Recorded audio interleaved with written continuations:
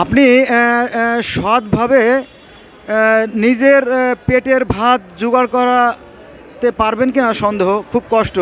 কিন্তু অসৎ পথ অবলম্বন করলে আপনি অনেক বড় বাদশা হয়ে যেতে পারেন। হ্যাঁ, এই দেখেন। হ্যাঁ, এইখানে এই যে সমস্ত গাড়িগুলো দেখবেন যে অধিকাংশই অবৈধভাবে অর্জিত। আমার ধারণা, এর ব্যাখ্যা আমার কাছে আছে। তা হচ্ছে কি জানেন, তার ব্যাখ্যা আমি দেই।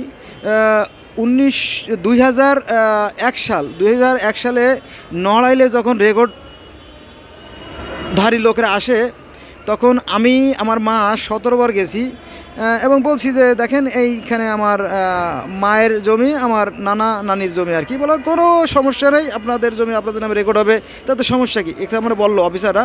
কিন্তু পরবর্তীতে দেখা গেল যে তারা সেই জমিটারে রেকর্ড না দিয়ে গোপনে 2 মামার নামে রেকর্ড দিয়ে গেছে। ঠিক আছে, এক। তখন আমি আবার তখন তো আমার বয়স যথেষ্ট, অন্তত প্রায় 28-30 বছর তখন আমার বয়স। তারপরে 93 সালে আমি ইন্টারমিডিয়েট পড়ি। তো ওই সময় আমার এলাকায় গোপালগঞ্জে রেকর্ডধারীরা আসলো। তো তারাও রাতের অন্ধকারে রেকর্ড করে দিয়ে গেছে অবৈধভাবে, সম্পূর্ণ অবৈধভাবে। এখন এই সমস্ত কথা কার কাছে বলবো বলেন? নিজের কথা আমি নিজেকেই শোনাচ্ছি, এই সমস্ত দুঃখের কথা আমি নিজেকেই শোনাচ্ছি। আর যদি আপনারা শুনে থাকেন, এই তো 93 সালে যখন আমার এলাকায় রেকর্ড আসলো, তখন আয়ুব আলী নামে এক ভদ্রলোক, উনি আমাদের চাচাতো ভাই, উনি আমাদের হকগুলোকে বঞ্চিত করছে এবং আমাদের আরও 4 ভাই, মানে মানে আমাদের চাচাদের 4 ভাই আর কি, সেই 4 ভাইকেও বঞ্চিত করছে। ফলে নিজেদের মতো কলহ সৃষ্টি করছে। এবং এই আয়ুব আলীর বাবা আব্দুল সামাদ মোল্লা, তিনিও 1962 সালে দুর্নীতি করছে। সেটা হচ্ছে কি, যে আমাদের যে 3 ফুফাতো বোন, ভানুমতি, উজ্জ্বলা এবং সকিনা, হ্যাঁ, একজনের যাক নাম বলবো না, সরি গ্রামের নাম, কারণ এটা ব্যক্তিগত যে বিষয়গুলো বের হয়ে যাবে। তো তাদেরকে বঞ্চিত করা, তার মানে কি এই 62 সালের রেকর্ডগুলো সঠিকভাবে হয় নাই, 1993 সালের রেকর্ডগুলো সঠিকভাবে হয় নাই, এবং 2001 সালে যে রেকর্ডগুলো আমি দেখলাম আমার জীবনে, সেগুলো সঠিকভাবে হয় নাই। এর যে দলিলগুলো আমার কাছে আছে, কিন্তু এই দলিলগুলো যদি আমি নিয়ে এখন ওই কোর্টে দৌড়দৌড়ি করি, তাহলে আমার চাকরি হারাতে হবে, আমার বউ বাচ্চা না খেয়ে থাকবে আর কি। কারণ আমি অসহায় মানুষ, ঢাকার শহরে ছোটো একটা কাজ করি, আর এই কাজ নিয়েই আমি আমার সংসার চালাই আর কি। যাই হোক, এখন এই হলো আমাদের বাস্তব অবস্থা। আর একটা বিষয়, আমি যেহেতু এখানে চলে আসছি, এই জায়গাটা হচ্ছে আপনার ঢাকা জেলার ওই যে জেলা প্রশাসন দেখতে পাচ্ছেন, তাই না? এটা জেলা প্রশাসকের কার্যালয়। আপনারা জানেন, এটা কিন্তু আমার ব্যক্তিগত কথা না, আপনারা জানেন, আমিও জানি যে শতকরা 99% মিথ্যে কথা না বললে উকিল হওয়া যায় না। এরকম একটা প্রবাদ আমাদের দেশে আছে। হ্যাঁ, এর ব্যাখ্যা হচ্ছে এই যে উকিল দেখেন, এই যে উকিল, বহু উকিল, হাজার হাজার উকিল এখানে আছে, প্রায় 26,000 উকিল আছে এই কোর্টে, এই জজ কোর্টে, ঢাকা জজ কোর্টে 26,000 উকিল আছে। তো আমি কয়জনে দেখাবো বলেন? এই যে উকিল। হোক, তো শতকরা 99% মিথ্যে কথা না বললে উকিল হওয়া যায় না।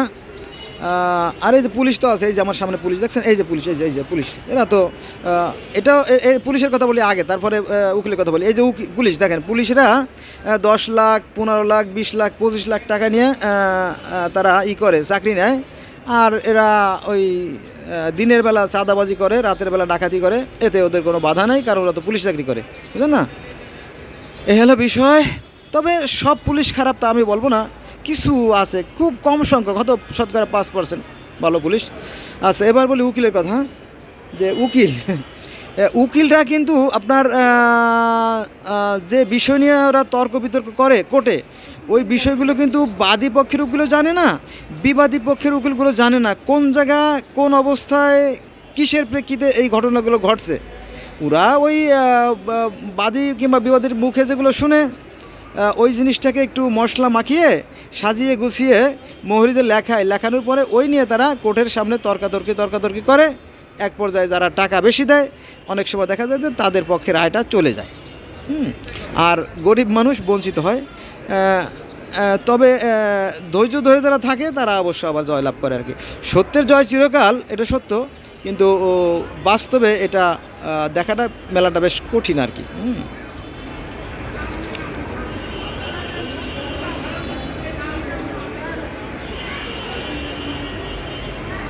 যাই হোক, এই যে খেলা এর আছে কিছু মানে, যেজন খেলায় খেলা সেই বুঝি জানে। এই যে ভালো মন্দের খেলা, এর মধ্যে একটা রহস্য আছে, কারণ আমাদের মৃত্যুই শেষ কথা না।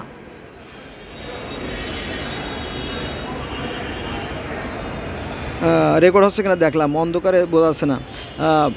মৃত্যুই শেষ কথা না, কারণ আমাদের এই মাটির দেহ মাটিতে মিশে যাবে, কিন্তু আমাদের যে প্রাণ বারুপ আত্মা, যেটা বাতাস, সেই বাতাস তো আর পচে না বাবা বা ভাই, যাই বলেন, এটা তো পচে না। অতএব আমরা থাকবো অন্য কোথাও, অন্য কোনোখানে, অন্য হয়তো রূপে, তাই না?